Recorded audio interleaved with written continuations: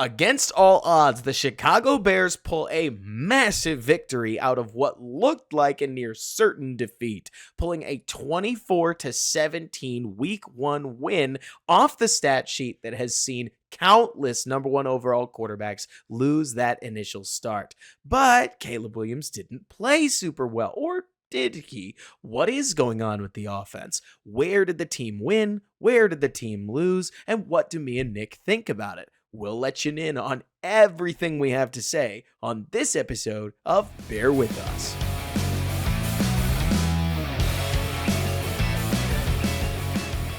What's going on, everybody, and welcome back to Bear With Us, a Chicago Bears podcast hosted by yours truly, Robert Schmitz, editor-in-chief of the Bears blog, right here with my co-host, Nick Whalen of Football Guys, as we try to bring you the best Bears podcast we possibly can. And boy, howdy, Nick, do we have a great one to talk about here. Post-game coming a little late, but a massive Week 1 win. Let's start at the end. What statements do you think this win made? How worried are you about different parts of the team, whether that's Caleb Williams, the offense, Shane Waldron, quarterback, and what are your grander takeaways in relation to the season? Yeah, so I mean, this is a little delayed after the game, but it let me watch the entire game again. So I feel really prepared, Robert. I think the one thing, and here's an interesting stat for you. Today was the first time in 45 years 3 teams trailed by at least 14 points and came back to win in week 1. No kidding. And yeah, and wait, Schefter just threw that one out. And like, this is one of those games where Chicago doesn't win.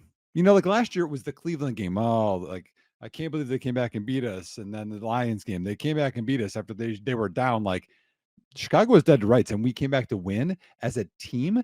And I think that's like the biggest statement of this is that if we can win ugly like this, I think that's a good sign for the future.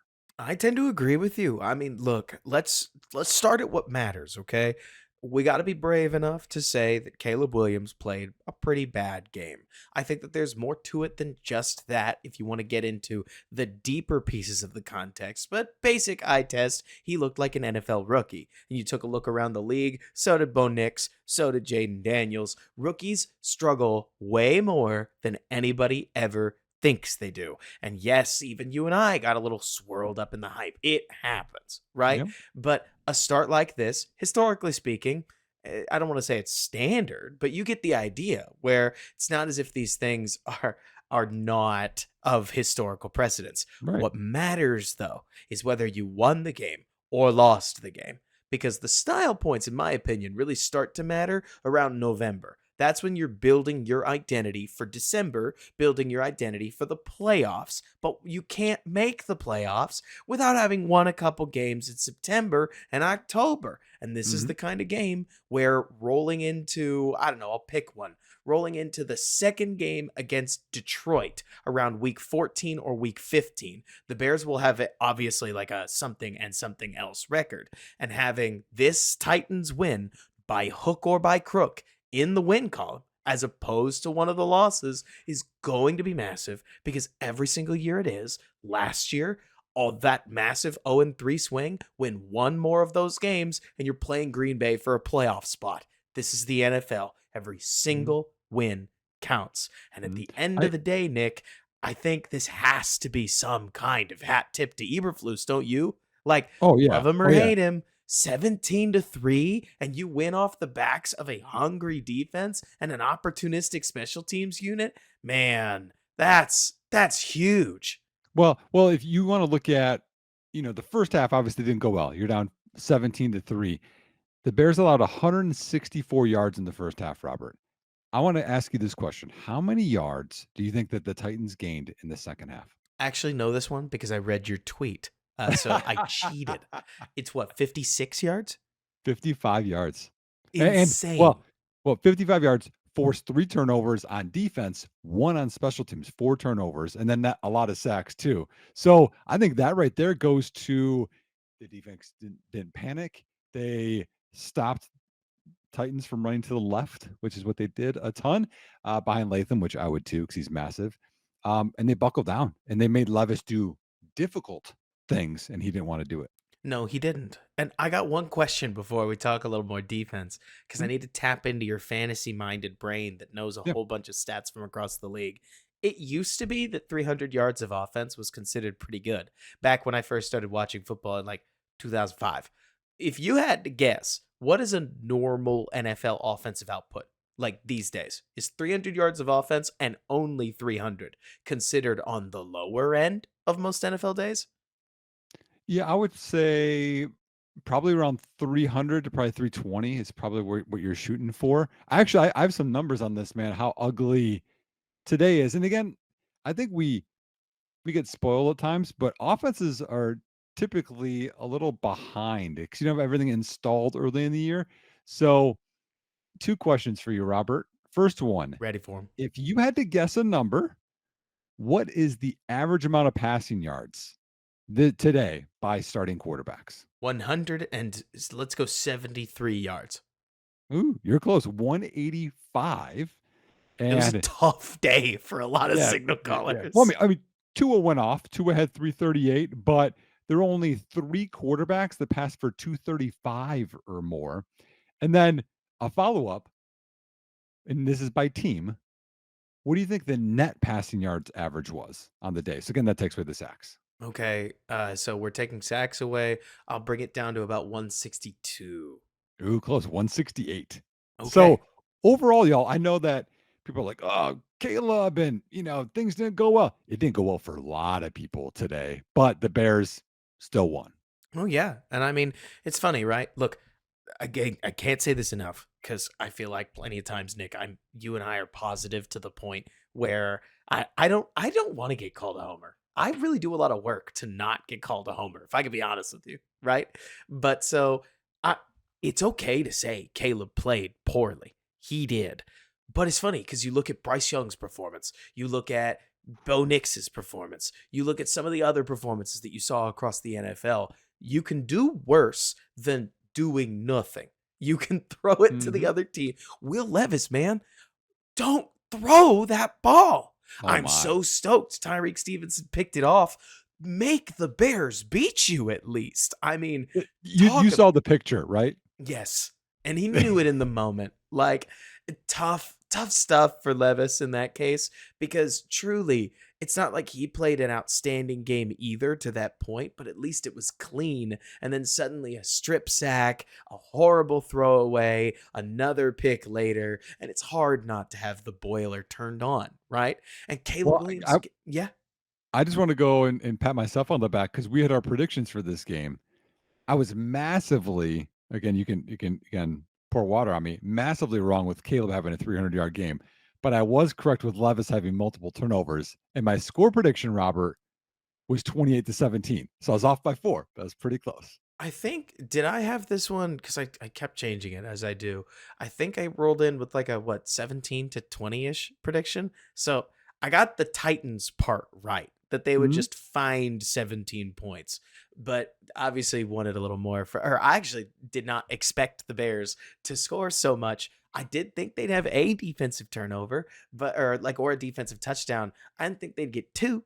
It's such classic Chicago. Love this city. Almost Mhm. frustrating at how clockworky it is that Nick, I love that stat that they preached just recently. It always feels like if you want to find some fun Bears trivia, find the latest edition of yeah, teams in this case it was teams with 150 yards or less than 150 yards of offense who do not score an offensive touchdown and enter halftime down two scores are in the it was 2 and 306 before the Bears game today, and the Bears made it 3 and 306. It's always Chicago. They're also Well, the owner of the only win, I believe, in NFL history where your quarterback throws less than 10 passes. That was Mitch Trubisky and Eddie Jackson oh, beating, if memory serves, it was the Panthers, yeah, wasn't it? Carolina, because Eddie had the 2 touchdowns.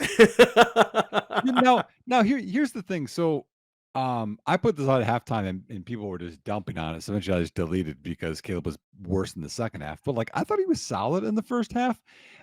You could see some of the things that didn't go their way, but I was like, well, he's not putting the ball in Harmon's way, which I think is kind of the big part of today. Like, despite losing, despite trying to get a comeback and get momentum, he had one pass that was even risky.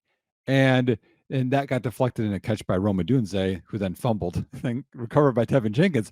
But not putting the ball in harm's way, not having a strip sack, which is what Levis had, and Caleb had a lot of those in college, goes a long ways towards winning games. Again, when you don't give them the ball, you know, I know Bayless did, but not giving them the ball and your end of the field really helps your percentages of winning a game. Oh, yeah. I mean, again, you can do a lot worse than doing nothing. Now, I do feel like Caleb, especially as the game wore on, was basically trying too hard. He was pressing, so he's skipping through some reads. He's hanging too long on others. He Yep. missed that massive opportunity to Keenan Allen. I really will let go the deeper attempt to Carter at the end of the first half because The slot fade, yeah, that's Carter. an Yep. awfully long throw, and it's a slightly under pressure, and a lot of quarterbacks airmail that throw. Levis did earlier in the game. Not that Levis is, you get it, the bastion of great NFL quarterbacking, but No. that's no gimme for Mhm. throwing it almost 50 yards downfield. The Keenan one on the out and up, we got to have. But Yep. it was a great reminder, Nick, of frankly what I thought was the biggest issue with Caleb in this offense today, and that was a lack of timing. I don't know whether it was that the Bears defense just been giving him hell or something like that in the preseason, but Caleb didn't have a feel for where Keenan was going to be. There were four ish, you watched the game, I bet you counted them, miscommunications on option routes, which they Yep. did not rip in the preseason. Moments where Caleb would think that Rome was going to sit down and Rome continued to run, or Keenan on one case where Keenan sat the route down and Caleb clearly thought he was going to run a slant. And then once Caleb saw some of those incompletions whiz by guys, it felt like he tensed up and suddenly every throw was off of the frame of any receiver he was throwing to. Yep. Bad miss to to Swift in the flat, bad Mhm. miss further down the field, and it just felt to me like the snowball rolled. It happens sometimes, right? A bad Mhm. day just starts to propagate failures. This one off your footwork, that one off of breathing too fast, that one off of feeling out of rhythm. And Nick, let me quiz you. How do quarterbacks normally recenter? What do they use to recenter from these kinds of poor halves or poor quarters? Mhm. What do I they think use? yeah, I think this is something kinda cool when you, watch Hard Knocks and you saw Austin Reed do this, and you saw Caleb doing this. I think positive self-talk is a big part of it because you see Hmm. the guys with the bad body language and I'm never gonna get this right. It's gonna be bad. But having positive self-talk before, during, you know, a game, can really help with resetting it because what I like to say, Robert, is when you are in practice or off season or whatever, you're putting deposits in the bank Hmm. and eventually you have to get some withdrawals. And so you know you put the work in, you just have to be positive that the next play is going to be a positive play. Absolutely. And the other thing that I was going to mention, Nick, is I think a lot of quarterbacks get through this by drawing on their experience. Kirk Mhm. Cousins throws for 14 yards and takes 2 sacks and a half. Well, he's been there before. Games Mhm. within two, games like that flip around all the time. And he would know he's been in the league for a decade, Yep. right? So then you take a look at the tablet, you talk with your quarterback's coach, you come up with a plan, and you go back out there and you do a little better in the second half. But Caleb doesn't have any of that experience. That's why you need to go through some of these. Of course, I would have loved it if Caleb threw for 300 yards. I can't pretend to you that this is a fun part of the process, but No. Nick, this is why rookies struggle. They Mhm. haven't been there before. It doesn't help anything that the weight on Caleb's shoulders, trying to be the quarterback savior in Chicago, especially as the game's getting away from you for reasons that kind of feel like they're outside of you and the team's control. Dude, that sucks. That's never a fun environment. Bears fans were booing. And by the way, I'm not anti boo. The offense was kind of earning it, but it's just a tough spot to be in for any young kid that's trying to wear the weight of the number one overall pick. But now he's been through it. The hope is, whether it's Houston, Indianapolis, Los Angeles, that you get a good, healthy step better, partially because they shouldn't get dominated like that on the interior, but I don't want to get too far away. No. What are your No. thoughts? I So I guess just go more into Caleb's day. You were talking about the option routes, and so for people at home or you're listening, so basically versus zone, a receiver's going to sit down wherever there's green grass, so they're going to stop running vertically, horizontally, etc. And it just felt like a few of those were off a yard or two. I mean, one, people were upset. It was over the middle of the field, the Roma Dunze that was more outside of his frame, but I don't really care. That was like an 8-yard pass. He was going to get tackled on a 3rd and 13, 3rd and 15. Didn't really matter. Um, there were a couple. I mean, we talked about the shots he missed deep, but there were two that I saw. You probably remember this one, Robert, later on where he scrambles on a 3rd and 15, I believe, for like 5 yards, and then we Hmm. get a field goal out of it. Hmm. Gerald Everett was open on a seam just past the first down marker to his right. I would call that one a miss. Again, this is off of the TV copy, y'all. Rewatching it, I can't. We don't have all 22 yet, so we'll know more later. The other one was um, Caleb. Oh man, I forgot. It happens. Yeah, that happens. Oh, I remember now. So, do you remember the one where in the second half, he just decided, I'm going to run and not slide, but I'm going to run and cut inside and then be strong and go through the defender to get the first down on a 10-yard run? Do you remember that Hmm. one on the Hmm. sideline? If you watch that play, and again, this is all like you're playing it, you stop it, it's easy to stop the video, be Is like, that the one why where can't Rome's you throw it standing here? wide open? Yeah, there were DJ Moore was coming across the middle of the field, and he was pretty open. And again, it was a little you're throwing a little across your body, which you don't love, but he was so open it didn't matter. So those are two that I saw for sure. The shot play to Carter and a few of the other ones that were even incomplete, I thought were good reads. His eyes were good.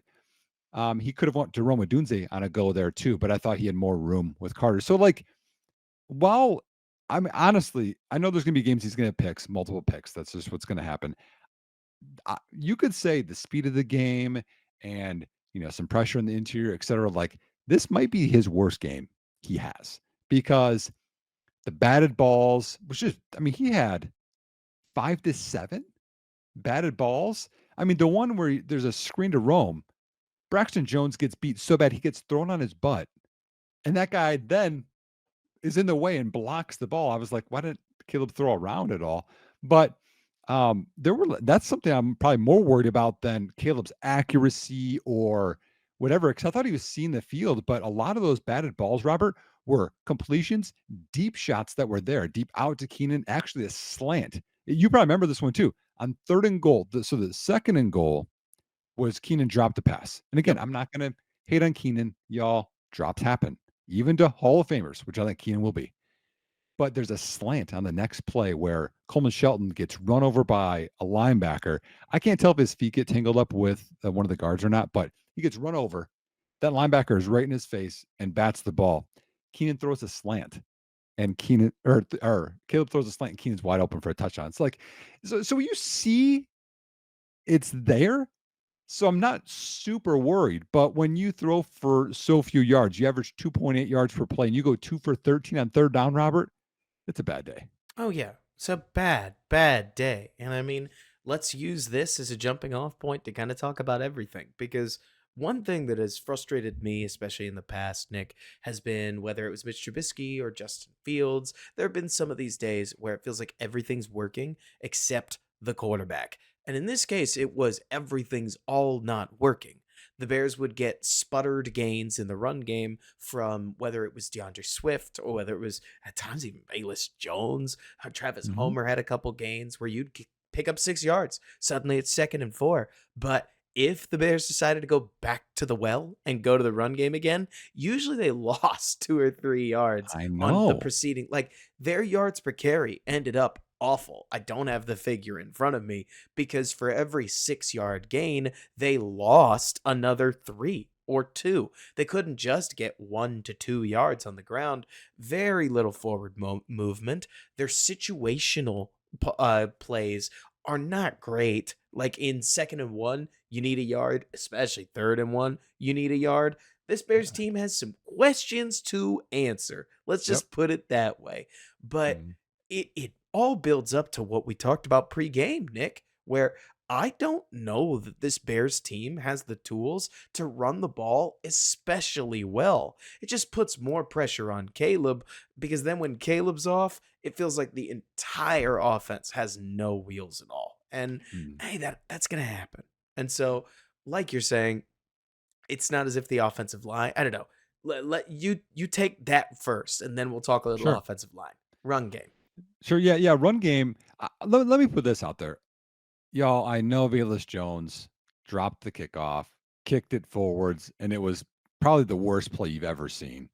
Pretty much. And but I'm going to give some credit because to Velus, because you talked about when quarterbacking is not going well, and you got to bounce back. What do you do? And also credit to the coaching staff. They put him back out there, not for kickoffs, y'all, but for run game and for that swing pass. And there are positive yardage plays. That run, Robert, he gets it. And if he wants to, he could do a massive cutback and potentially get a huge gain, but he stays front side and the initial hole is not there, but he's patient and then bounces and has a good gain. I was like, that was a good and stayed up and they pushed him a little bit. I was like, that was a good play. So I was pleased by that. I know people probably don't want to hear that, but I was pleased by that one and the screen later. I mean, think of it. You need to burn time and you throw a swing screen to Velus, and they trusted him, and he did it. So I was good on that one. I thought Swift was a little hit or miss.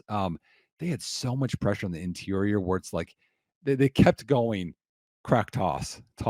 I mean, outside zone, whatever, and it was like, okay, -4 yards on this one isn't good, but I thought he played decent. I thought he went down a little easy after contact. I wanted a little more out of Swift there, but y'all, Sweat on the interior for Tennessee, he's a dog.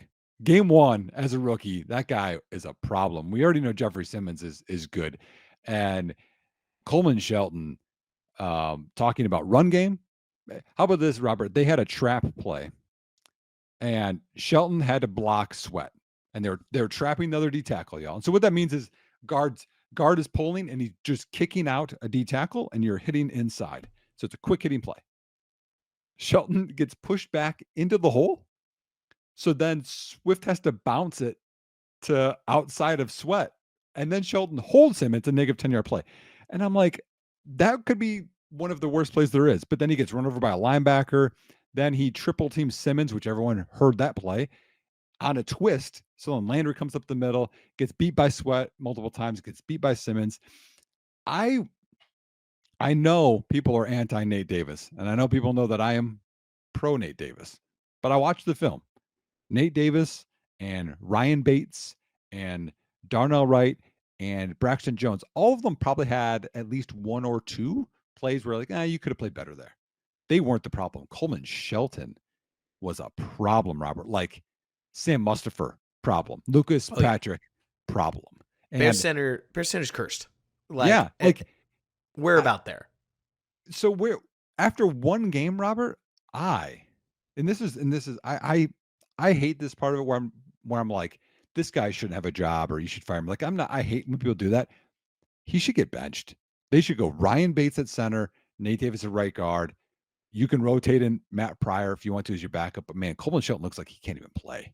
So I'm a big believer in you can't bench somebody until you're ready to stick with it. Look, okay, this is potentially a very callous metaphor. So I want everybody to just strap their seatbelts in and be adults about this.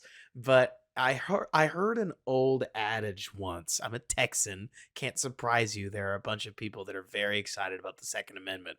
And what they always talked about is if you're in an argument, never pull out your weapon unless you're ready to fire it, if that makes sense. And in this same way, I don't think you can bench Shelton until you're ready to ride with Bates, unabated, pun intended in this case, for the entire season.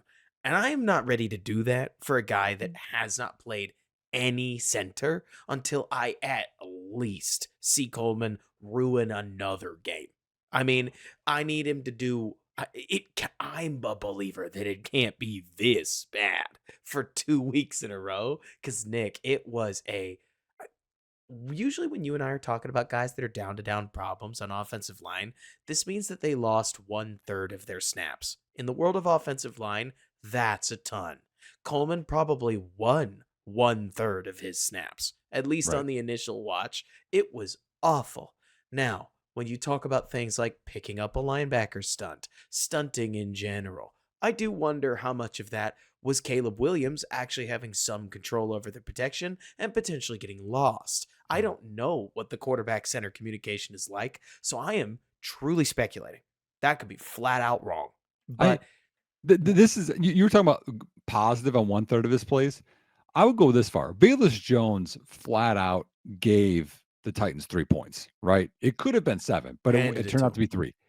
Coleman Shelton played so bad, he gave the Titans or took away points from the Bears more than those 3, in my opinion. It does feel about that way. I mean, it was awful. The problem that I'm having, Nick, when it comes to the interior offensive line, so like I feel like we end up saying two things at the same time. I'm about to talk out of both sides of my mouth. That's the image I'm looking for.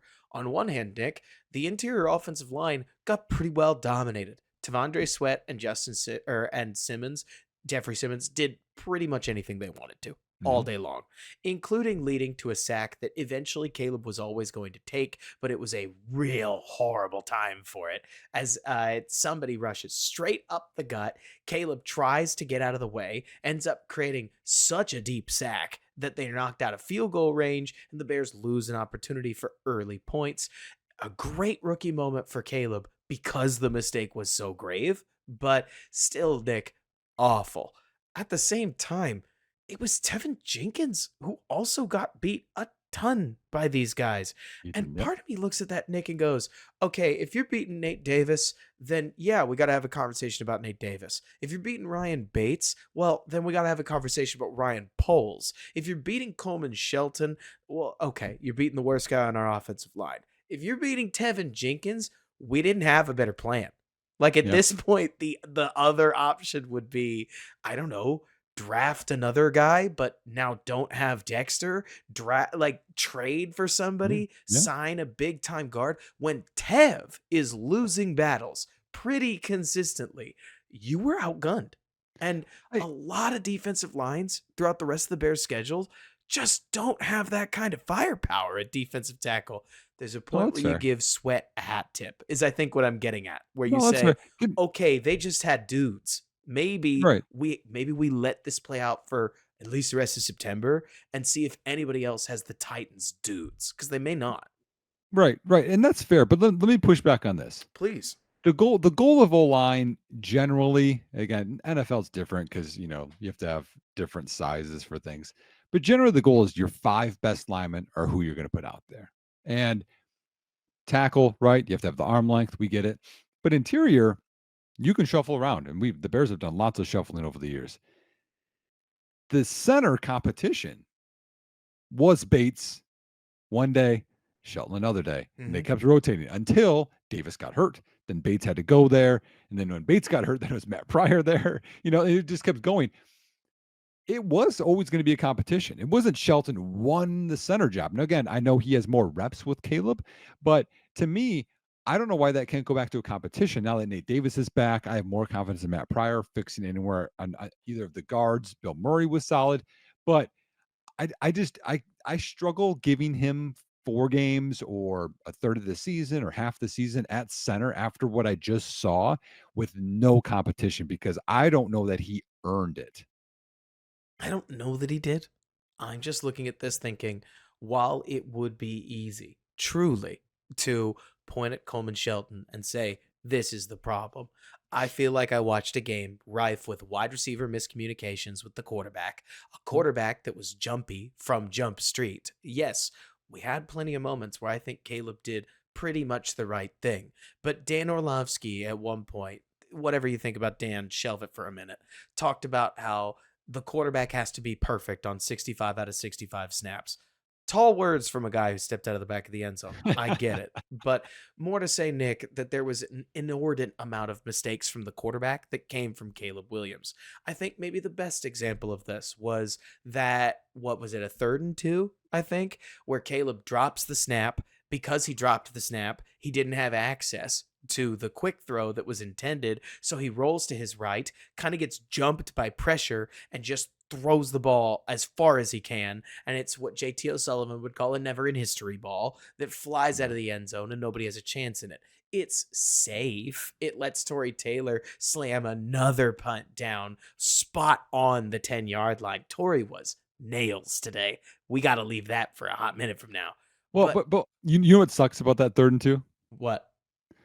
It was a design, basically, well, DJ Moore's running an arrow. You could just think of it as a bubble, but you're kind of turning the other shoulder, and 2 guys were blocking. It was wide open. It would have been a first down, but Right. the snap was dropped. It felt like that kept happening, Robert, where it's like one small thing, delay a That's game, false and start, ball tipped. It's like, it just sets all these back, and it feels like that's what happened in previous Bears, eras. It's just and like you can never get on the right track here. 100%.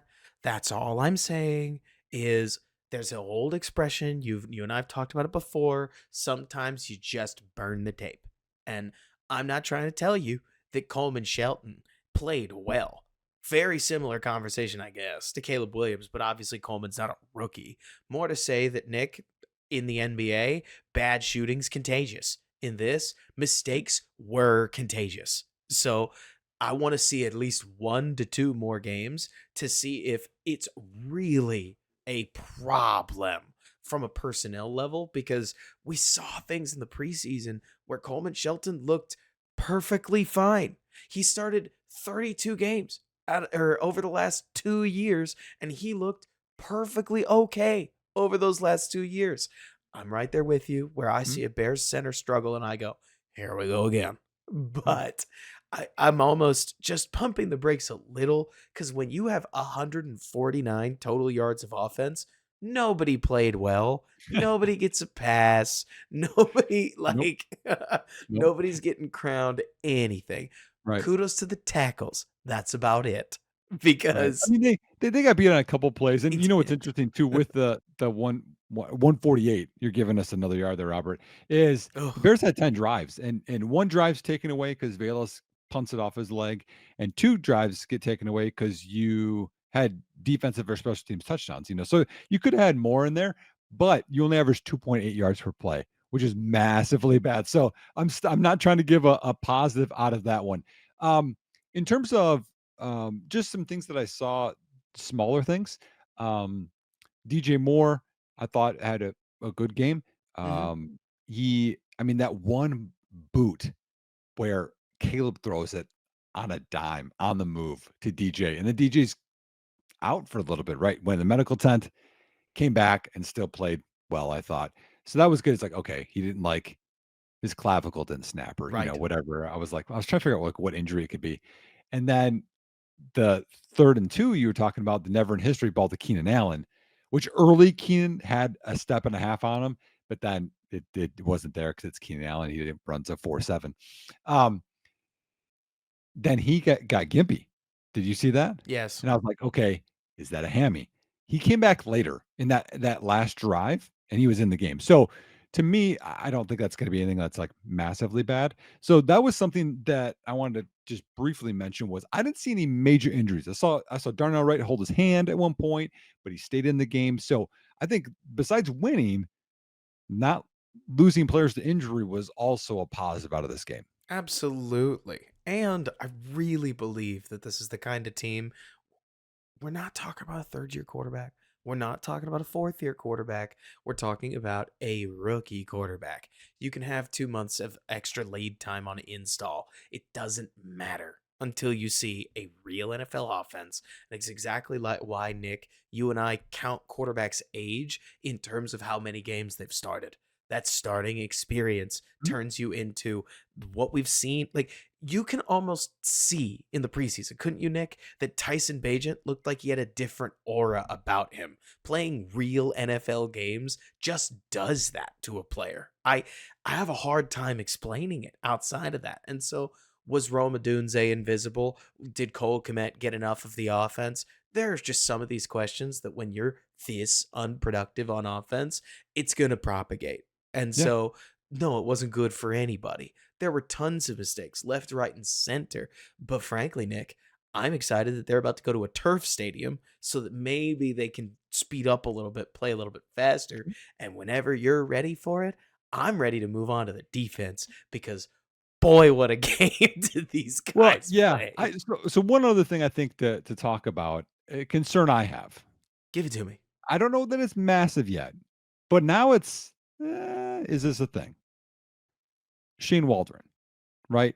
Calling plays. Sure. How often was Rome Odunze involved in some of these plays? I think Rome had one over the middle, little behind. I thought he should have caught it. Um, a 3rd and 20 tight end screen to Gerald Everett. Thought was interesting. Um, the screen to Odunze.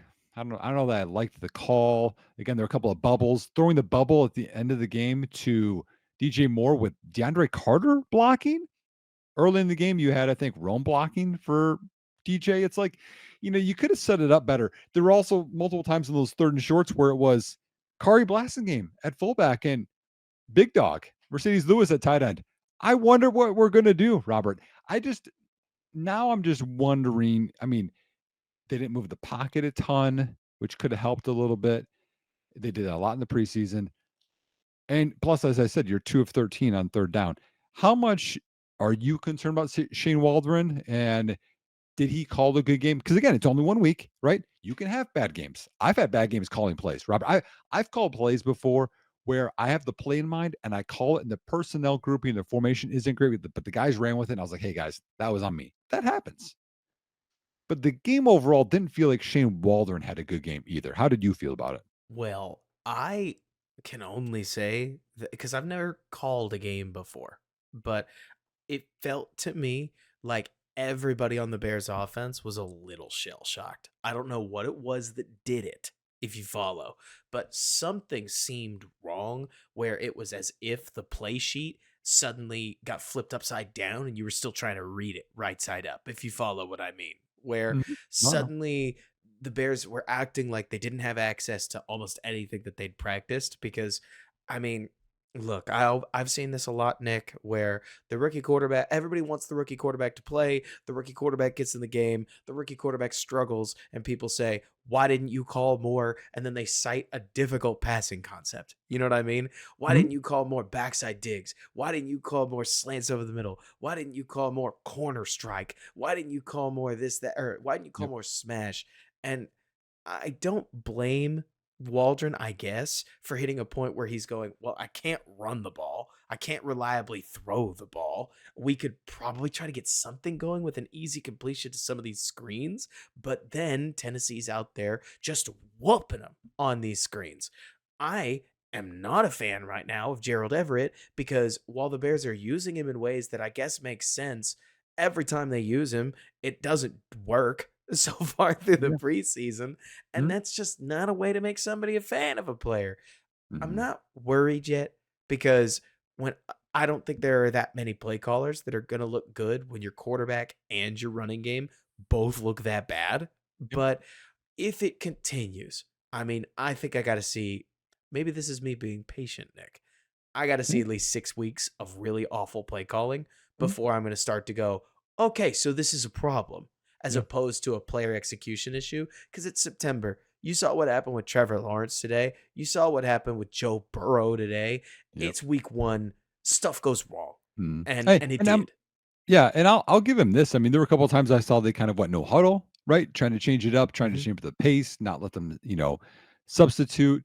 I saw them trying to get them to jump off sides. One time was successful, which I love that as a play caller. Free yards, baby, give me all of those. So there were things that I liked as well. Just thought, there were some things I'm like, okay, is this something to be worried about? And the last thing offensively, I know I mentioned this before, but I want to mention it again. Hmm. Caleb's 6'1", and he had 5 to 7 batted passes, it seemed like. Yep. Maybe that's high, but it felt like that many. Normally that leads to interceptions. Luckily, it didn't, but that's an incompletion. I know that affected the incompletion percentage, the yards that you get, drive killers, etc. Um, just something to monitor. Not worried about it yet, but Nope. kind of similar. It's like, okay, does he need to get more windows? Do we need to move the pocket a little bit more? What's going on with that? Because there were more completions out there. If it wasn't batted down, I hope that's not a thing that hangs around. 2 to 3 of those passes did look like they were on free runners. You're the one who rewatched the game. But for instance, Coleman at one point, that's that blitz that everybody's showing on Twitter, where Coleman is peeking at Jeffrey Simmons, looks back and realizes he's getting blitzed and just gets lit up, knocked Yep. over like he's not even there. And then Caleb throws straight into the guy. There's another one where I think you mentioned it earlier. It was Braxton Jones gets whipped around the side and Caleb just hits him in the chest with, or I think in the shoulder pad with a pass. So those bats don't bother me like the other ones do. But man, I don't know. Maybe I'm crazy, but I feel like 3 inches doesn't really help that much. This is a throwing lane problem and something Mhm. that'll come with rhythm. Caleb threw the snot out of the ball. This is a PG podcast. Think about the interception. There was another play to DeAndre Carter where I thought that this came to play. DJ Moore's catch on that over route. This is all coming to play. Dude, Nick, we've heard from Will Hewlett that Caleb Williams has extreme command over his velocity, and some of the Mhm. balls that he threw reminded me of Justin Herbert's rookie first start, where it was like he was trying to blow the gloves off his receivers. Mhm. Like some of those balls were so hot that if the receivers had dropped them, I wouldn't have been surprised. I'm Can I ask you this? Yeah, So I've been critical of his velocity, right? Arm right, strength. right. People got mad at me for that, but okay. Today, have you ever seen him throw the ball that hard? No, I I thought haven't he either. could. To be clear, like I think I saw 1 to 2 plays on his USC tape where he just let it hum. Where I was like, oh wow, but he was generating sicko velocity to the point, dude, where I'm kind of not surprised that the Tennessee safety didn't pick off Caleb Williams because that thing went in so fast. The cameraman didn't even follow it, and Yeah. so it's not none of that is to say that it was good. I'm actually trying to say, Nick, Caleb looked out of rhythm all day. Like he He was did. chasing rhythm. Sometimes he was too early, sometimes he was too late. A lot of the times he did not enter Caleb magic mode because I think he learned the wrong lesson from that early sack of don't ever do this, it's unilaterally bad. It's not Caleb, but there's a balance to it. And when you You have a player like Caleb, I've always thought about it this way, Nick. Envision the decision tree of Nick Foles. You have to throw the ball. You have to. You only have 3 seconds back there yeah. because if you don't, you're gonna get lit up. The pocket had better be yawning open before you're gonna roll out because you don't have the legs to run away from anybody. Now envision the decision tree of a young Aaron Rodgers. You can do Yep. anything. You can do anything. You can freewheel. You could sit in the pocket. You could sit in the pocket and run out of the back of it. You could run out of the front of the pocket. You could roll to your left and whip the ball back over to your right because you're Aaron Mhm. Rodgers and you could do anything. That takes way more time to balance. And Mhm. I think that's a process Caleb's going to have to go through. And Well, there's no way but finding what works and what doesn't, you know? yeah, I struggle with that sack because there was so much pressure interior, and then So there was much. another one. I don't know. He could have been better on that one. I'm not trying to, but I don't think that was all scramble Caleb issues because there were multiple No. scrambles today too where I saw him. He was gonna again, just like that Cincinnati one. Remember where the two guys like dove at him, and then he reversed and came back to Mhm. that spot. There was another one where he did that and then immediately backed up because he knew he had space. And I was like, okay, that's that like skill that I mean, very few quarterbacks, maybe none. He might actually be the best at that. Like the spatial awareness of and where defenders are gonna kind of come at him. So I'm gonna bring you back to a play. There was a play where he goes a little bit into that mode, and then on the right sideline, he throws it to DJ Moore. It's contested. DJ, it kind of Yep. goes through his hands. It's contested ball. He doesn't catch it. Okay. Yep. If you went, because I know you're going to rewatch the game, just like, I'll probably rewatch it when all 22. When he gets into that play, he decides, like, I'm just going to throw it here. Because it's not like DJ's just wide open. It's like, No. nah, maybe he'll catch this. He could have, Robert. So when you watch that play, here's what you're going to do. You're going to stop it. You're like, oh, he could have reversed field all the way and went left. Now, I understand when you look at it, DJ's there, Rome is there. is there anybody even left? But he could have maybe ran for yards because there's more defenders on the right. Right. So you might be correct in him being like, I can't go crazy scramble mode, right? Or I need to get a feel for the speed of the game, which I think was part of today too. But I think there's more that he can access. He just didn't access it all today. Oh, yeah. That's all I'm really trying to say, right? Even when we talk about the sack from earlier, I'm not even blaming Caleb explicitly for the sack. I'm saying that if Caleb does the Brady dive, you know what I'm talking about, where you just Mhm. say, I'm dead to rights, and just sits down, the Yep. Bears pick up 3 points and start the game off 3-0. Who knows if that changes anything? The Yep. football butterfly effect is weird. But once you took 19 yards on a sack, 10 yards, you're still in field goal range. Yep. 15 yards, you're still on the lip of field goal range. 19 yards, you're out of it. And so there's an element of if you're going to run straight backwards, you better beat the guy. And he Yep. didn't. Or at Mhm. least if you lose your balance, you better send that thing to the line of scrimmage. And he didn't. That's all I'm saying. Mhm. It's the rookie problem that clearly Will Levis didn't purge of in a bad moment, are you going to make this worse? Right. And that's something that Caleb is going to have to just, there's no way to learn it but to learn it. Yeah. Now, I I still yeah, feel like you have to like live with that because that's who of he course. is. Like if you're gonna get the good parts of Caleb magic, Totally. you gotta take some of the bad too. But I want to pivot, right? So we want to try and make this not one of our 2 hour long pods that we do. Um, I want to pivot to the best unit of today, and that's the special teams, Robert. Amen. Be- because Cairo was money, even though one of Front the to people's was back. close. He was good. Um, Tory Taylor, again, Exceptional. amazing.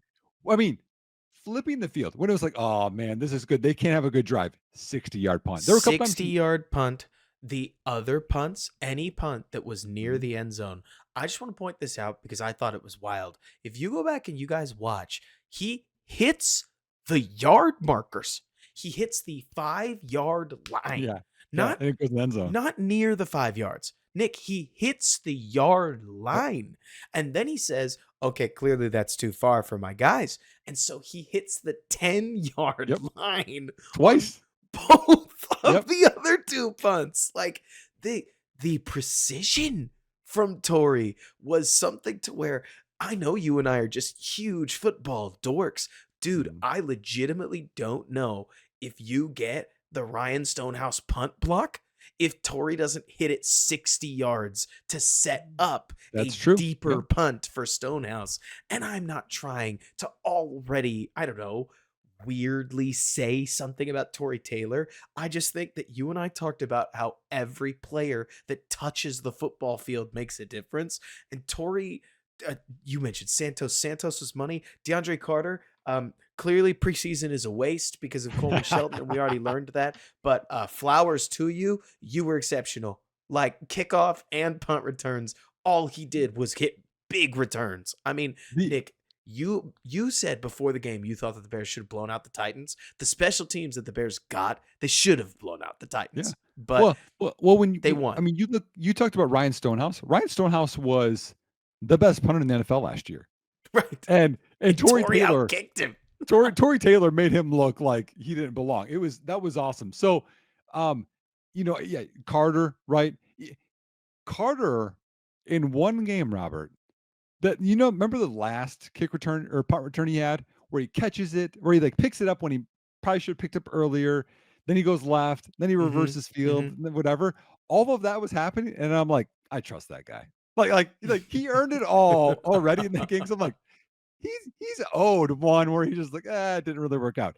The other thing I want to point out is this: not just those plays, because obviously Daniel Hardy blocking it and Owens scooping and Hey, scoring was speaking like of, the way to play. make an impact after making the team, right? Yes, Like yes. Yeah. barely make the team, grind your way onto special teams, Yep. come up with a pump block. Yeah, Okay, it's flowers to like Daniel Hardy. Vince Papale, man. Vince Papale.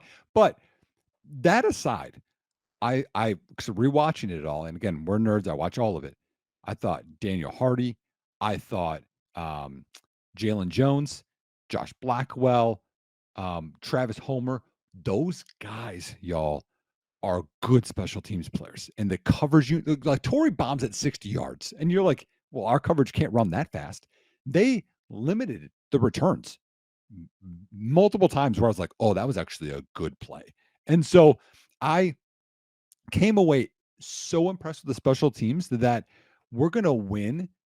Honestly, you could go back in this game, Robert. You could be like, Chicago won the game because of special teams, not just because of the block punt for a touchdown, but because of flipping fields, because of not missing field goals, which other teams are missing field goals, and setting up the offense for success, even if it can't take advantage of it, and set up the defense for success too, because you're not like pinned back all the time. It'll never cease to amaze me going from Saturdays where collegiate football kickers make 41-yard field goals look impossible. I mean, God forbid they're kicking across their body, and now a 36-yarder is impossible. And Mhm. then you get to the NFL, and Cairo lines up for a 52, 54-yarder, and you're breathing easy because it's not 61. I mean, it is insane just how good some of these kickers are, but it doesn't change the fact that honestly, dude, Nick, I thought for sure the Bears were a stop and a decent drive by Caleb Williams away from winning 17-19. I don't know if that's what you thought, but Cairo Santos hitting that monster 50-yard field goal, which I get it, it's not monster anymore, but they needed that. I mean, the special Mhm. teams kept air in the balloon Mhm. when there wasn't much air to be found. And I get it. This is probably the least analytically driven thing that I could say right now, Nick. Defense feeds off of emotion. Like they Yes. need that crowd Yeah. to Yeah. really Yeah. Yeah. find it. And the special teams unit was creating the game pressure that I think cracked Will Levis. Where if they miss even one of those field goals and Tennessee's got a little breathing room, I don't Mhm. think Will tightens up like he does. Uh, Pun, definitely not intended, but that works. Yeah. But anyways, all that to say that I'm right there with you on the special Mhm. teams. I just can't wait to talk about the defensive line. Yeah. Yeah. Let me go with, if I'm going to say Coleman Shelton had the worst game of any Chicago Bear, and he did, y'all, the best player. We talked about a bunch of them special teams, which I think you could try to talk to any of them. The best player for Chicago today was Daryl Taylor. And I'm not sure it was close because when you go back and rewatch the game, Robert, there's more plays he makes, and you're like, oh, that's another good play by Daryl Taylor because it wasn't just the sack or the strip sack. The first third down of the game, he bends around JC Latham. And again, y'all, he's a pass rusher, but he can still bend and get that corner. And he touches Levis. And I think the ball has a little more flutter in it. And even that right there, hey, going to be here all day. And there were plays when it was Austin Booker in there, and he doesn't bend like that. He certainly gets moved in the run game. And Daryl Taylor, which we heard not good in the run game, right? That was the concern. It's like, well, he's just a pass rush specialist. He did solid setting the edge, coming down, having energy in the run game. I mean, seriously, Ryan Poles, I hope you listen to the pod, but hey man, great acquisition. Because Williams played D tackle inside, he didn't have an impact. Taylor had a huge impact. Taylor had a massive impact. The only reason that I'm not voting for Taylor, for DPOY, if you will, is because I've had my heart set on this guy, and he's such a dirty worker, and I thought he was all over the field. I thought Andrew Billings, start to finish, went berserk. I mean, he was bashing Peter Skoronsky for most of the game. This is a Mhm. first round pick we're talking about, and he's just about lifting him off the floor, driving him back in, or like driving him 1 to 2 yards back in his lane, and creating all those ugly run stuffs that led to most of Darrell Taylor's moments. I mean, we saw this, Nick. What did the Titans do well when they did score? They ran the ball. And when Andrew Billings was just such a major cog of stuffing the Mhm. run and even getting involved. Did you see that run he had in I think it was the mid third quarter, where it was like first down, Billings wins a pass rush rep, gets a hand on Levis, and Mhm. then Levis throws through it. Next play, Billings stacks Skoronski for a holding call that bumps the yardage back. Yep. Next play, Billings beats his man again and gets up in Mhm. Levis's face to force a throwaway. It was fun watching him and Taylor on a day when Sweat started the game off strong and Dexter even got involved. The defensive line, look, I'm not about to try to tell you, just you're going to say the same thing, Nick. Defensive line had its moments where they were plenty quiet. This was Yeah. not an ultra dominant defensive line performance, but it was enough. And it doesn't No. happen in the second half without the defensive line helping them turn up the heat. I I I mean, the matchup was there. Where was Montez Sweat? I mean, the top 5 D linemen that we had, because the D tackles didn't rotate as much. I mean, when you want to add in Taylor, Sweat, Billings, Dexter, and Walker, I mean, those guys played the majority of the game. All 5 had multiple pressures, which is good. But Iron man, dudes, like, I yeah, they played a needed, but lot. I thought Sweat was gonna have a bigger impact on the game. The thing I didn't like from Dexter and Billings, I thought they played well. There were, and I counted it 4 times, Robert, and this cannot happen. The and I understand pass rush, right? D line spreads out. You want to be in 3 techs, you want to be 9s, and you want to get those angles to beat and get pass rush. 4 times Will Levis had no one in front of him, or he just moved slightly in this huge lane in the middle of the field where he can either run, step up, throw. Think of all of the tip passes Caleb Williams had, where maybe you can't see everything. Maybe a hand is here. You're going to hit the ball, right? That was not an issue on 4 different third downs, one of which Levis runs for 3rd and 8 and runs 9 yards. And 3rd and 5 runs for a first down. Like that was unacceptable to me. And that's the D tackles, in my opinion. If one's going to go 3 tech and go around, one has to go in the one. You know what I mean? Cut inside. Like you have to have pass rush lanes, and we didn't have it. That's my biggest gripe with the D line, outside of the left side not being able to have an edge. And I would put that a lot on Austin Booker, although Walker had a couple times where he did not keep the edge on the left. Yeah, I have no idea what to tell you purely because I think 2 years ago, Nick, or even a year ago, if we had talked about this, I would have agreed with you. I would have said absolutely. One of those defensive tackles has to do or has to play contain. And then I watch NFL tape, and every week nobody does. I mean, every defensive tackle is thinking about how that next sack gets them another $2 million in their next contract negotiation. And it's that classic joke, right? Of, okay, one of us has to do the boring job. So Yep. which of you Yeah. guys is gonna do it? Right? That joke of Robert, there was a play. I s- I went back to rewatch it once. I couldn't figure it out. There was a play, and again, you're gonna have to let me know. Mhm. I'm pretty sure Billings lined up at D end one play, and they had He might have. and he was all the way on the left. And they had someone else. But they definitely play games, which I liked. They double mugged a couple of times, which I like with those linebackers. The the pick six by Stevenson was a zone blitz Mhm. where Taylor drops out. Walker, lined up at 3 tech, comes around and actually applies the pressure, and they brought Gordon on the other side. So they're playing those games, and it feels like I know me and you, not just me and you, Bears Nation wants another good D tackle, another good D. We need more, but it feels like we have enough to sustain this year, which I don't think last year we did. My argument back to that would be that if there was a weakness in today's defensive line, it was that you can draw a Venn diagram between almost every play that the Titans were able to run the ball well in and most of Austin Booker's snaps, where they kept putting him at 3 tech for some reason, which that's a separate problem. But Yes. when they put Booker in the game at a defensive end spot or a 3 tech spot, the Titans would run at him and they'd mow him out of the way. And so Mhm. I don't think that that's a Booker problem. It's more to say that the Bears feel one body short if they really want to do the waves on waves of pass rushers thing.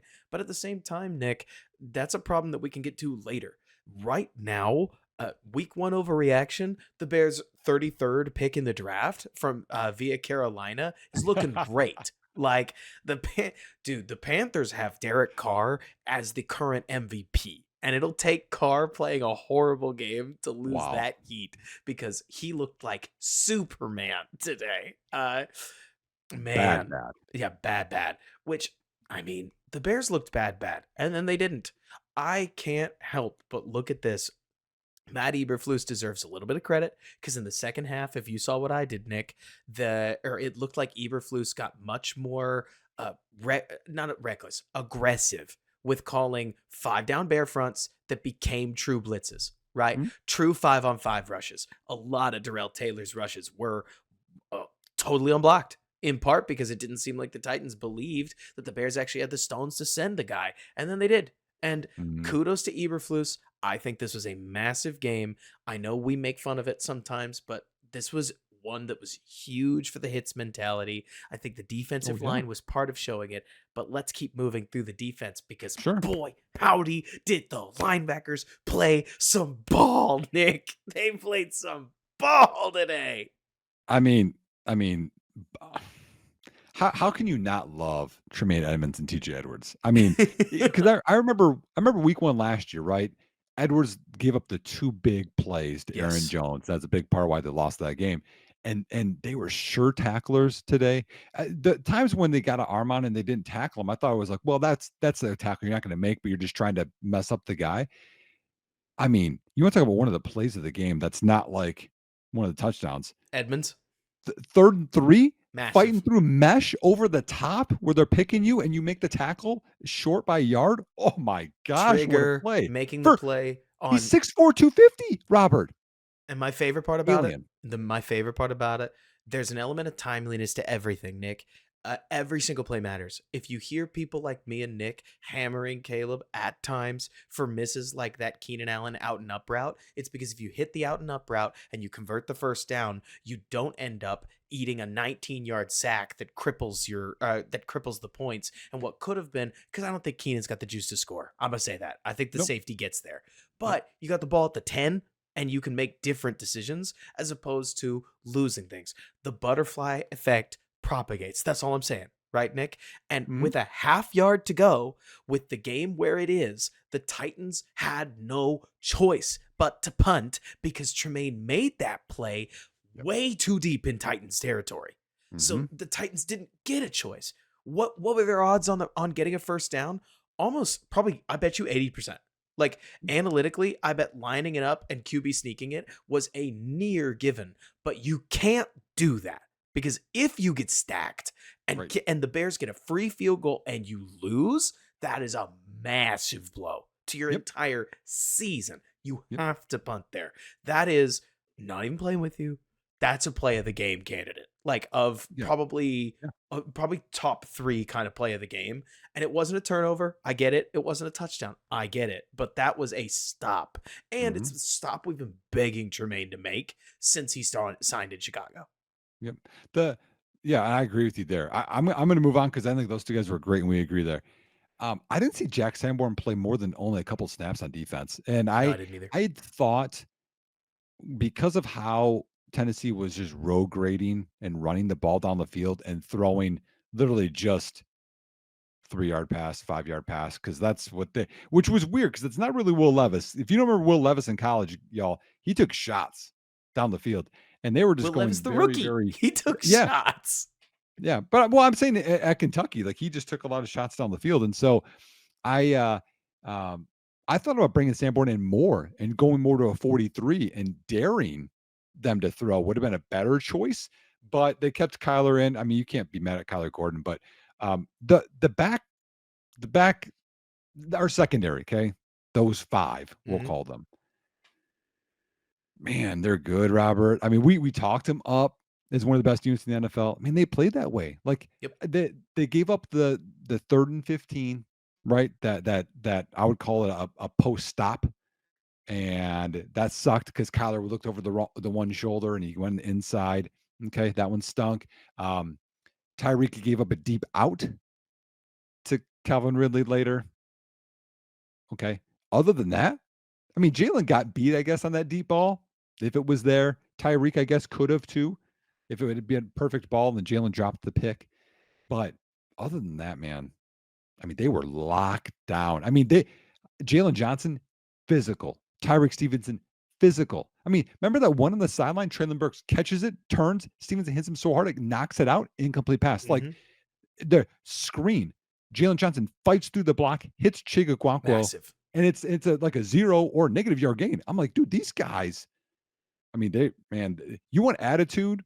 Like they got it and they brought it. It was all that. And I mean, look, Nick, I'm gonna defend my guy briefly. We've been shooting straight about exactly what Caleb Williams did and didn't do. Go Mhm. back and watch Jalen Johnson's potential interception. You could say he got beat. Look, he Yep. did. But tell me with a straight face, Jalen Johnson doesn't think he just got run off and there's no play. I Yeah. mean, though at least what happens there is it didn't look to me like Jalen Johnson got beat by technique or a great route or something. Jalen just got caught sleeping, which that's not good either, but No. it's very easy to fix. You know what I Mhm. mean? It's Mhm. it's not a display of lacking skill. And so I'm with you. I think that 3rd and 15 where Kyler Gordon, dude, just hold your window. Like, I don't know what you're squeezing towards I think it was Jalen on that side of the ball because you're playing cover two. Like standing a little closer to the linebackers is what you're supposed to be doing. So I don't quite know what he was doing there. That's a tough one. The Stevenson out, part of me just always looks at those and I'm like, corners give those up. Like it happens. I Plus, mean, it's a deeper route, so I feel like you need to see the all 22 for that.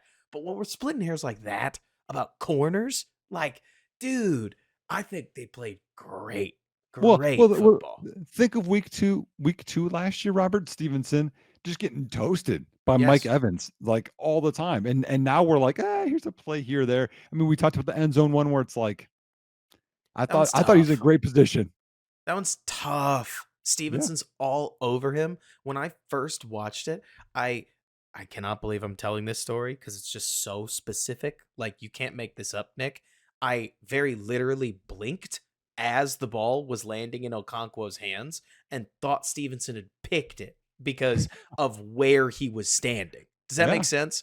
Yeah. Like Stevenson's body positioning read interception because anybody making a play on the ball in that spot usually does. So whether that was Will Levis just dropping a dime or Will Levis throwing it so poorly that it became a nice break, dude, I don't know.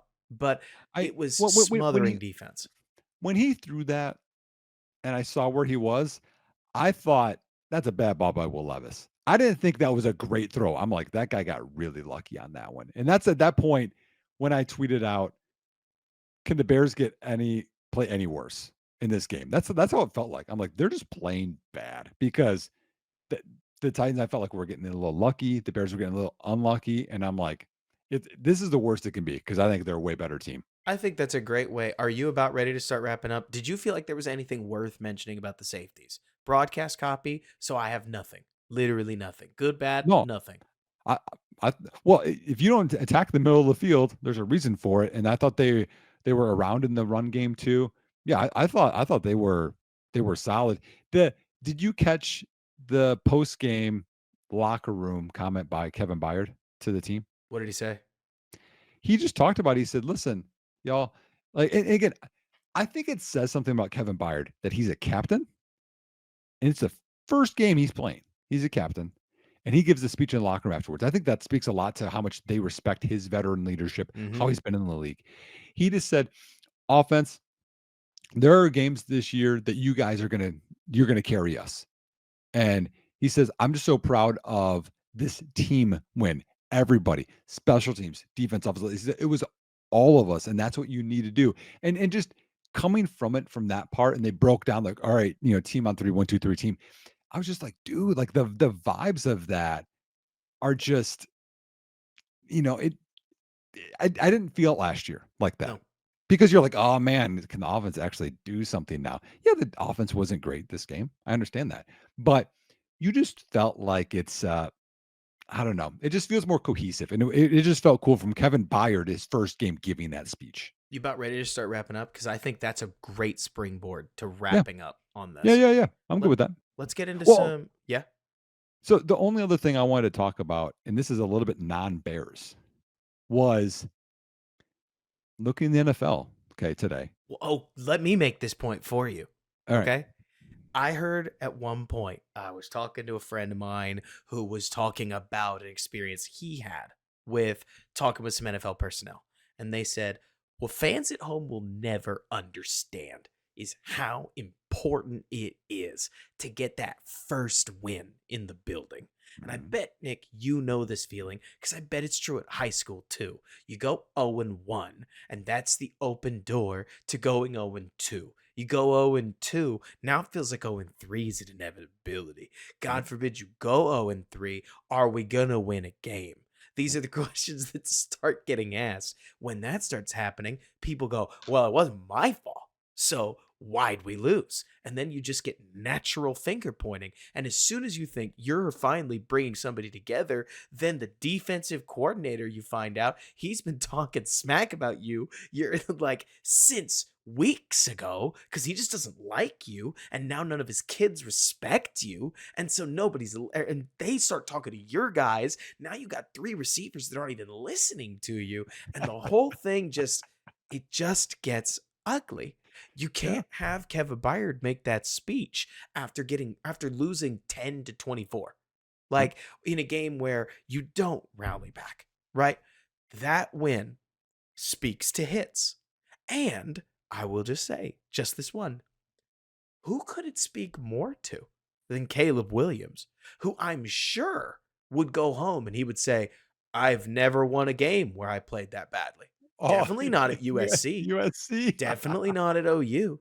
Like, if Caleb played that badly, surely he lost. If Caleb played that badly, he would have to walk in and answer questions in his downtrodden, sullen face to the media about why his team got blown out. No, he won that game. They And would have won by they would have lost by 40 points at USC. oh, yeah. And so I'm not even kidding, dude. Like, part of me looks at this and I say, I don't want to be coy about how many problems the Bears offense had, but so much easier to heal the problems that were on that field reviewing it after a win than reviewing, and moreover, reviewing it after your first win. Dude, Nick, now if they take a loss on the chin at Houston, you live with it. You move on. You go to Indianapolis, you try for 2-1, right?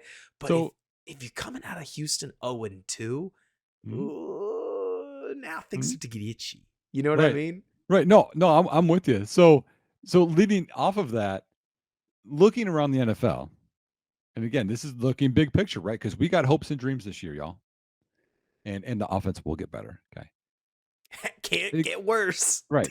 So part of it's winning the division, right? And Green Bay lost, and right now the Lions are losing. That was my touchdown signal And earlier. then I was yeah, like, no, "Holy I know. smokes!" And there's 4:30 left in the game. And but the other part of this is okay, AFC NFC matchups. Arizona lost, which I know people have a lot of hopes for them, but hey, okay, maybe they lost. The big one, Atlanta lost. And people have Atlanta winning that division or potential wild card thing, And right? they But looked Tampa won. bad, What by they the had to. way. Yeah, they didn't look good. So if Atlanta's not who we think they are, and the Bears already have a one step ahead, right? th- it helps the playoff odds. So right now, it's not just that the Bears won ugly and it's going to help out, etc. It's that some other teams lost, especially Atlanta and Green Bay. And if Detroit loses, where Minnesota won, but if Detroit loses, hey, even if they win, first in the division right now, but you're a step ahead of the other two contenders.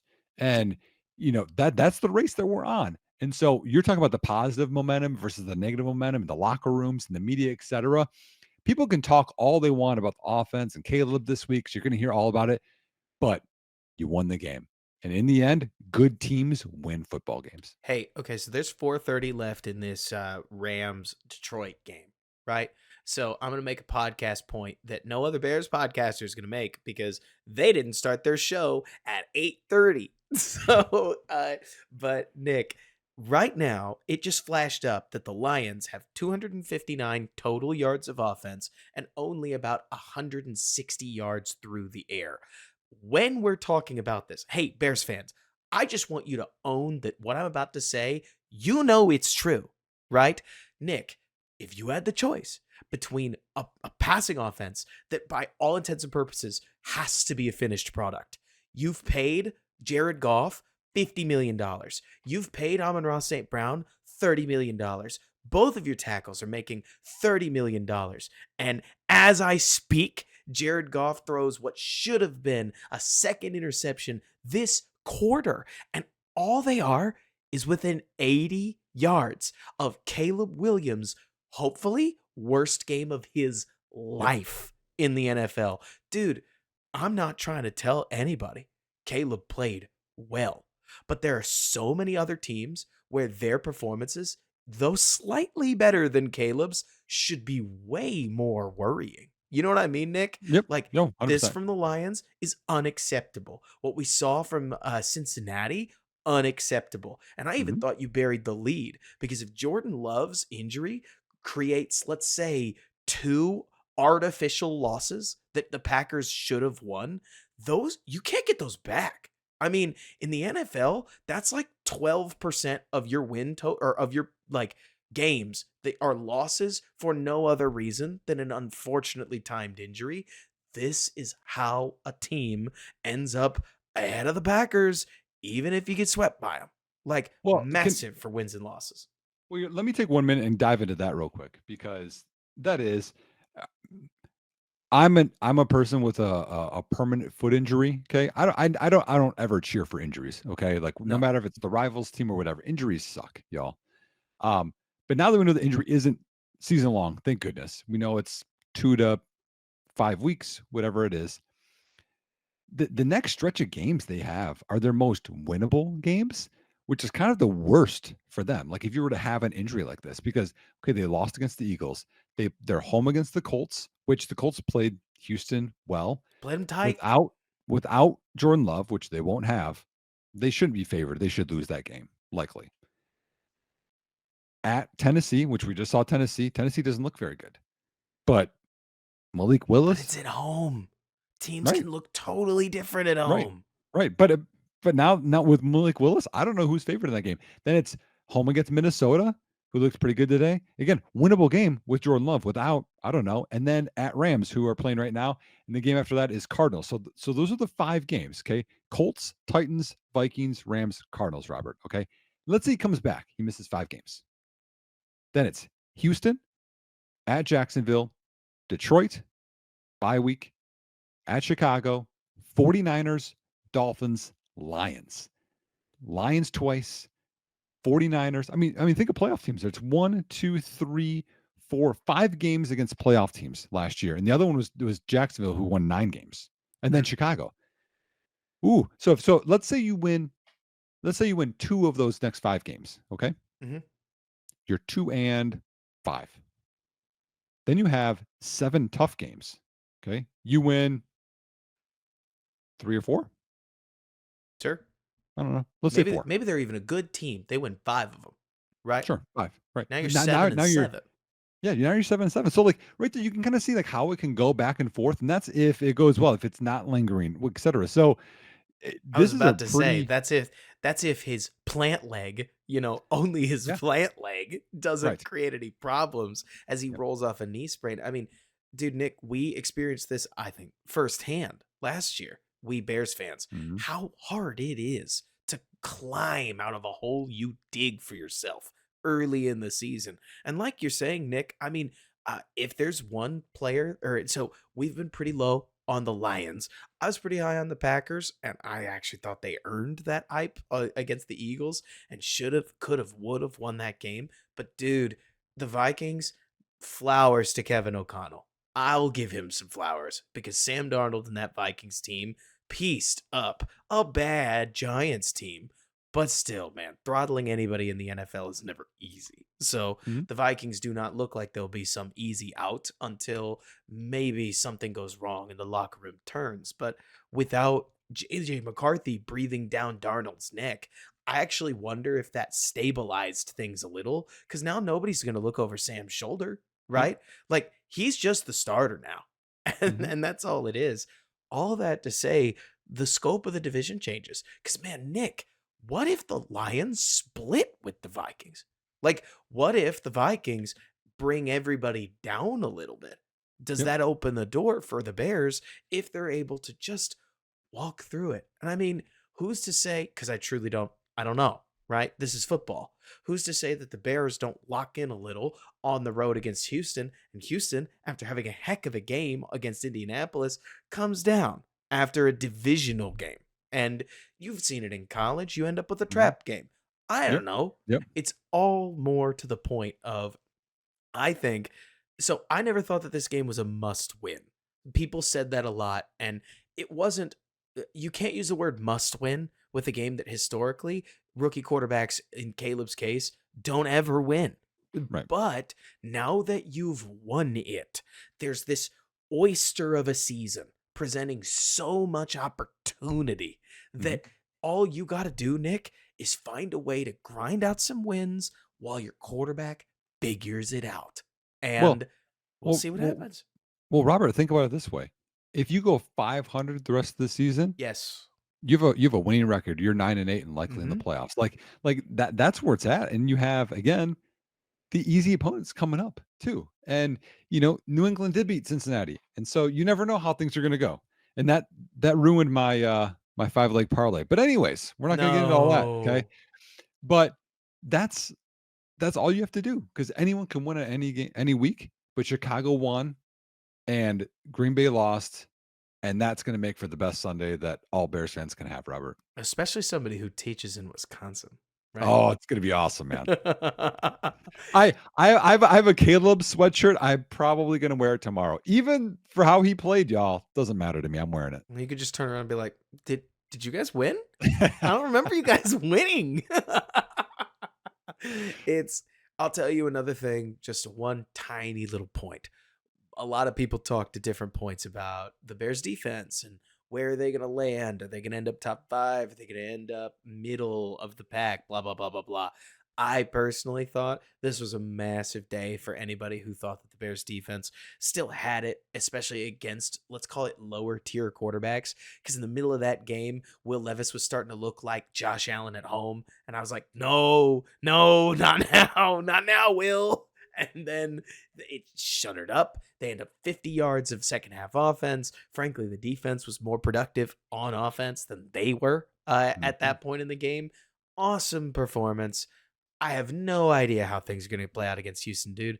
I am frankly just really excited to see it because the Bears' defensive personnel might make a mess out of Houston's offense. That's the Mhm. wrong group for this Houston wide receiver core to match up against, but we'll see. I'm just excited that you and I aren't saying, well, hopefully it gets better against Houston, because if it doesn't, then they got to march in Indianapolis and find a win, or else they're starting 0-3, and we're just going to be Right, talking right, about Caleb's right. development. Can you imagine that 0-1 right now?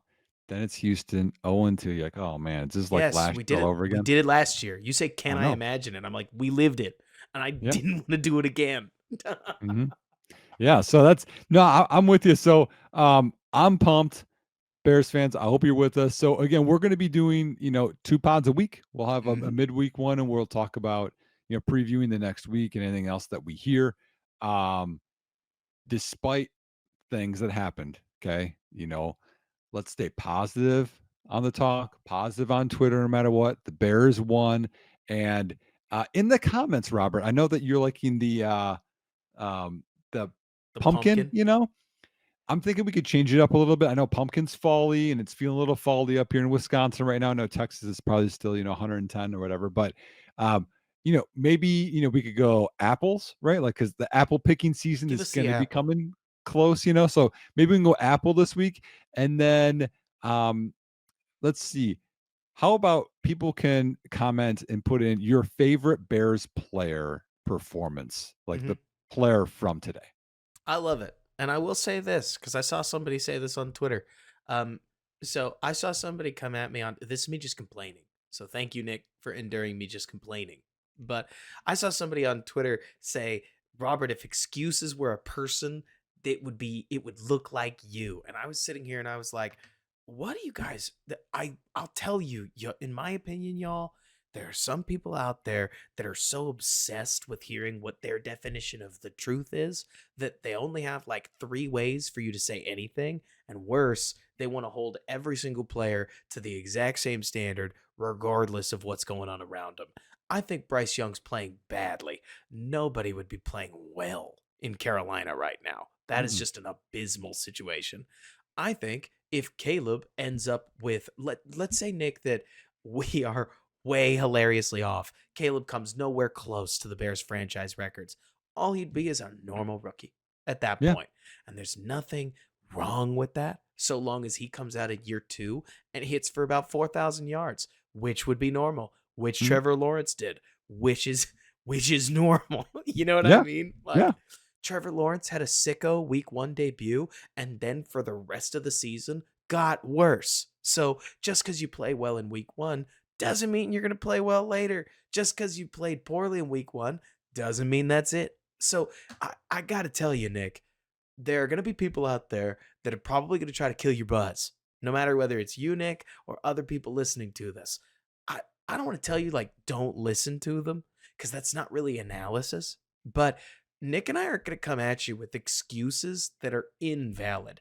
I don't have the patience for it, Nick. Like, I can't do the excuses, basically delayed pain thing again. I've gone through it too many times Yep. recently. I have to be grounded or I'm going to go insane. But history says this is more normal than you realize, Mm. especially in a week where the NFL averaged for 185 yards passing, Yeah. like you mentioned. Yep. It's been bad out there. Take a breath. Mhm. Yep. Well, and Jared Goff is 176 right now, and they were top 5 offense each of the last 2 Rookie years. quarterback figuring it out. You know what? That's acceptable. This, to me, massive alarm bells. Like Yes. massive alarm bells for Detroit because it's everything you and I talked about, Nick. Mhm. That I can't believe Goff got away because that cover 3 like floater that you and I just watched get What is he dropped throwing? gotta Yeah, get picked and a bad. horrible pass. Yep. But my favorite play of Jared Goff today is he ran for a 7-yard first or a first down here in 7 yards. It was 6 yards. Um, so we don't do this enough, y'all, but on Twitter, follow Robert at Robert K. Schmitz. I'm at _ Nick Whalen. Anything else, Robert, before we go? No. Hit us with your favorite player and the Apple emote. There it We is. love you guys. Thanks so much for listening. Rate us if you enjoyed it on any podcast platform you're listening to. Like the podcast. Tell your friends. Bear down. Thanks so much for bearing with us.